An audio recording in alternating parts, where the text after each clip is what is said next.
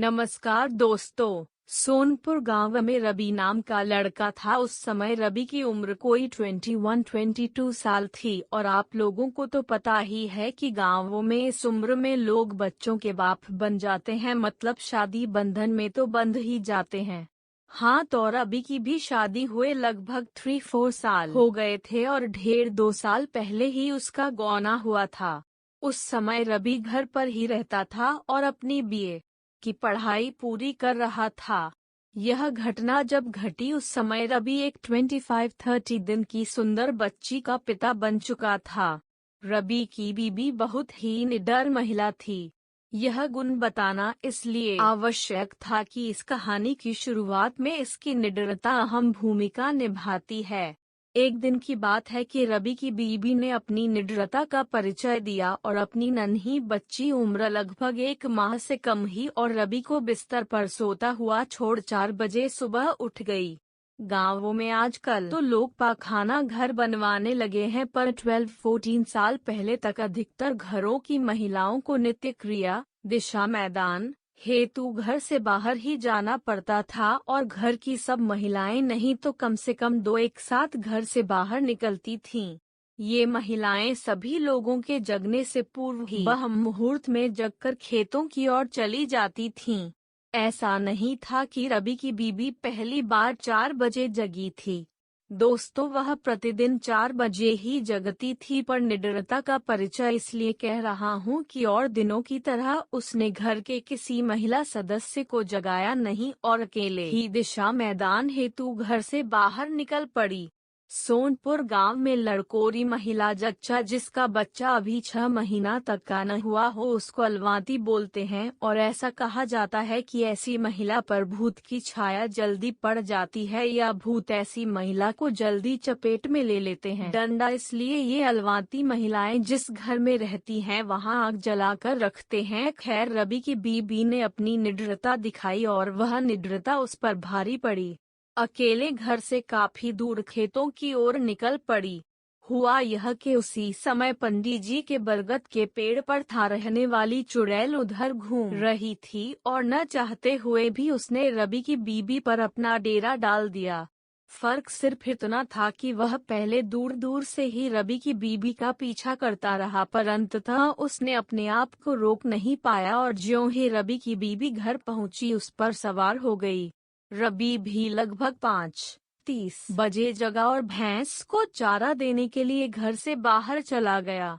जब वह घर में वापस आया तो अपनी बीबी की हरकतों में बदलाव देखा।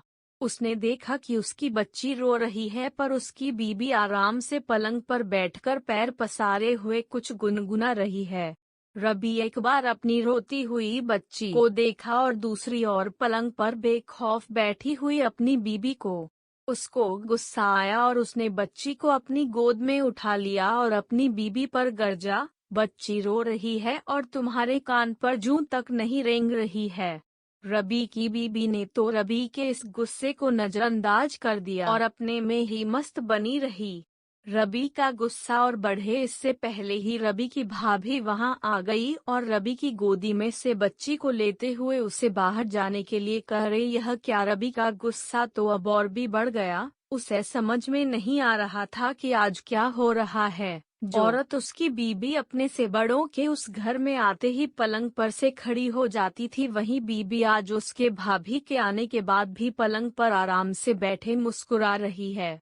खैर, रवि तो कुछ नहीं समझा, पर उसकी भाभी को सब कुछ समझ में आ गया और वे हंसने लगी। रवि को अपनी भाभी का हंसना मूर्खतापूर्ण लगा और वह अपने भाभी से बोल पड़ा, अरे आपको क्या हुआ?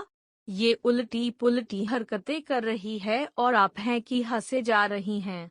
रवि के इतना कहते ही उसकी भाभी ने उसे मुस्कुराते हुए जबरदस्ती बाहर जाने के लिए कहा और यह भी कहा कि बाहर से बाबूजी को बुला लीजिए। भाभी के इतना कहते ही कि बाबूजी को बुला लाइए, रवि सब समझ गया और वह बाहर न जाकर अपनी बीबी के पास ही पलंग पर बैठ गया। इतने ही देर में रवि के घर की सभी महिलाएं वहां एकत्र हो गई थीं और अगल बगल के घरों के भी कुछ नर नारी दोस्तों गांव में इन सब बातों को फैलते देर नहीं लगती और तो और अगर बात चुड़ैल की हो तो और भी लोग मजे ले लेकर हवाई जहाज की रफ्तार से खबर फैलाते हैं। हाँ, तो रवि के कमरे में लगभग 12-14 औरतों का जमावड़ा हो चुका था और रवि ने भी सबको मना कर दिया कि यह खबर खेतों की ओर गए बाबूजी के कान तक नहीं पहुंचनी चाहिए। दरअसल वह अपने आप को लोगों की नजरों में निडर साबित करना चाहता था। वह तनकर अपनी बीबी के सामने बैठ गया और अपनी बीबी से कुछ जानने के लिए प्रश्नों की बौछार शुरू कर दी। रवि, कौन हो तुम? रवि की बीबी कुछ न बोली, केवल मुस्कुराकर रह गई। रवि ओझाओं की तरह फिर गुर्राया, मुझे ऐसा वैसा न समझ, मैं तुमको भस्म कर दूंगा। रवि की बीबी फिर से मुस्कुराई पर इस बार थोड़ा तनकर बोली, तुम चाहते क्या हो? बहुत सारे लोगों को वहां पाकर रवि थोड़ा अकड़ेबाजों जैसा बोला, तुम मत बोल, मेरे साथ रिस्पेक्ट से बातें कर। तुम्हें पता नहीं कि मैं ब्राह्मण हूँ और उस पर भी बजरंगबली का भक्त। रवि के इतना कहते ही उसकी बीबी चुड़ैल से पीड़ित थोड़ा सकपकाकर बोली, मैं बरगद के पेड़ पर की चुड़ैल हूँ। अपने बीबी के मुख से इतना सुनते ही तो रवि को और भी जोश आ गया। उसे लगने लगा कि अब मैं वास्तव में इस पर काबू पा लूंगा। वहां खड़े लोग कौतूहलपूर्वक रवि और उसकी बीबी की बातों को सुन रहे थे और मन ही मन प्रसन्न हो रहे थे। अरे भाई, मनोरंजन जो हो रहा था उनका। रवि फिर बोला, अच्छा, पर तूने इसको पकड़ा क्यों? तुमको पता नहीं कि यह एक ब्राह्मण की बहू है और नियमित पूजा पाठ भी करती है। रवि की चुड़ैल पीड़ित बीबी बोली, मैंने इसको जानबूझकर नहीं पकड़ा, इसको पकड़ना तो मेरी मजबूरी हो गई थी। यह इस हालत में अकेले बाहर गई क्यों? खैर, अब मैं जा रही हूँ, मैं खुद ही अब अधिक देर यहाँ नहीं रह सकती। रवि अपने बीबी की इन बातों को सुनकर बोला, क्यों, क्या हुआ, डर गई न मुझसे? रवि के इतना कहते ही फिर उसकी बीबी मुस्कुराई और बोली, तुमसे क्या डर? मैं तो उससे डर रही हूँ जो इस घर पर लटक रहा है और मुझे जला रहा है। अब उसका ताप मुझे सहन नहीं हो रहा है। दरअसल बात यह थी कि रवि के घर के ठीक पीछे एक पीपल का पेड़ था और गांव वाले उस पेड़ को वासुदेव बाबा कहते थे। लोगों का विश्वास था कि इस पेड़ पर कोई अच्छी आत्मा रहती है और वह सबकी सहायता करती है।